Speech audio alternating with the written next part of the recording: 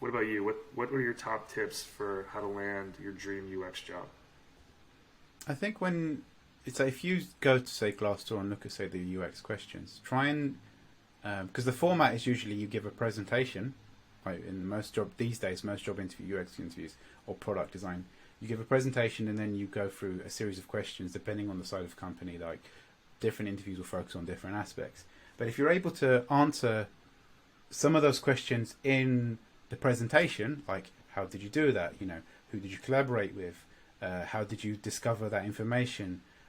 What were the other design explorations? You know, like how do you partner with whatever? Then what it does is it forces the interviewer to really think about and question about the work itself rather than giving you these generic questions where they're trying to check stuff off. And so like, and also that helps you in your presentations, like to make sure that you're answering the right things, but not like spending so much time on, and this was step one of the user journey and a diagram. Like you want to be as brief, but to the point, and and then also giving them a bit of scope to be able to ask a bit more questions. And so like the way I've done stuff in the past is, again, start at the end. So this is what the end result was. Let me show you how we got there. Maybe show a slide of a couple of sketches, maybe like something to do with research, the different things, the evolution of the design from like, you know, this was initial whatever, and then you carry on through that. And then in the actual interviews, some companies have changed, like I've noticed. So before you used to get design challenges, which I've always been skeptical of, because how can you realistically design something that doesn't exist and you can't with real users while you're actually working full time? Like, how is that really a reasonable thing for companies to ask people to do for free? But some companies still do it, and so obviously, I'd be curious because people also, what I've noticed is I saw these like illustrations that folks are using in their slide decks. I thought, oh my god, everyone's a really great illustrator. And then I found out, like, where you had icon sets, you have illustration sets which people can buy, and they're using them. And when I found that, I was actually thought quite disheartened that you're using someone else's work without explicitly saying it. But I'm curious if someone was to you go on Fiverr and just hire a bunch of people for the UX task to demonstrate that, listen, I wanted to do this, but I work full time. So what I did was I did a plan. I hired a visual designer to, if that would be cheeky or not. Because I know there was that guy who was on Reddit who said, he got a design job where he was just, but he wasn't a designer, but he knew how to use Photoshop and Illustrator. We've spoken about this before.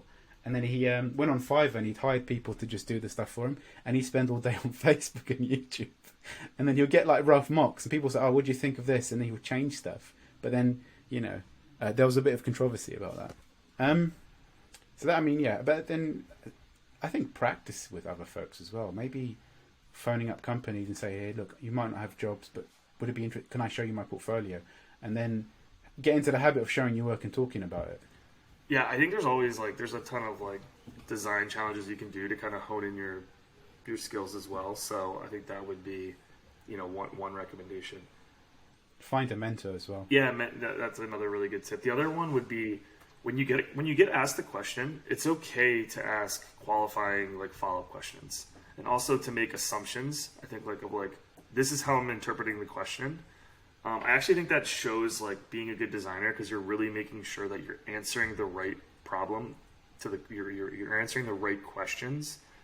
So that basically anchoring on what is actually the question being asked, and then making some assumptions, saying this is what I'm assuming. I'm assuming that we're designing for for the U.S. market. I'm assuming that we're talking about just native, not web. There's assumptions that you should make. I think that also helps separate yourself a little bit.